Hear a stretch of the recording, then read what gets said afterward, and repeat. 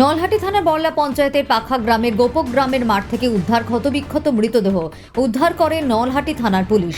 আজ ভোরে গ্রামের মানুষ এক ব্যক্তিকে মৃত অবস্থায় পড়ে থাকতে দেখে। তারপরই নলহাটি থানায় খবর দেওয়া হলে ঘটনাস্থলে পুলিশ গিয়ে মৃতদেহটি উদ্ধার করে রামপুরহাট মেডিকেল কলেজ হাসপাতালে ময়নাতদন্তের জন্য পাঠায়।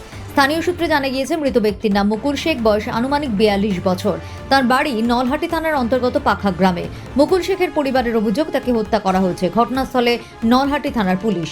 পরিবারের সূত্রে জানা গিয়েছে গতকাল রাতে বাড়ি থেকে বেরিয়ে যায় সে, রাতে আর বাড়ি ফেরেনি। মৃত মুকুল শেখের ভাই বাদাম শেখ বলে, আজ সকালে জানতে পারলাম যে আমার ভাই খুন হয়েছে। ঘটনাস্থলে গিয়ে দেখি মুকুলের মাথায় আঘাতের চিহ্ন, মৃতদেহের পাশে একটি লাঠি পড়ে আছে, হাত ভেঙে গিয়েছে। পঞ্চায়েত মেম্বারকে খবর দেওয়ার পর পুলিশে খবর দেওয়া হয়। তদন্ত শুরু করেছে নলহাটি থানার পুলিশ। মুকুল হচ্ছে আমার চাইতো ভাই, নামাটাই পরিহার করে লোক অপরের মুখে শুনতে পেলাম যে তোমার চাইতে ভাই কে মার্ডার করে দিয়েছে। আমরা গিয়ে এখানে সেদিন গিয়ে দেখিয়ে যে হ্যাঁ অস্ত্রটা সব চোটাফোটা সব করে হাত পাকে সব ভেঙে, তার চপ্পল পরে সাইডে একটা লাঠি দিয়ে আছে পড়ি, আর আমরা অস্ত্র কোনো সাইডে পেলাম না। এসে এবার প্রশাসনকে খবর দিয়েছিলেন? প্রশাসনকে খবর আমার মেম্বারকে বললাম, মেম্বার খবর দেন। আপনার নাম কি? আমার নাম হচ্ছে, ডাক নাম হচ্ছে বাদাম শেখ, আর ভালো নাম হচ্ছে গোলাম হোসেন।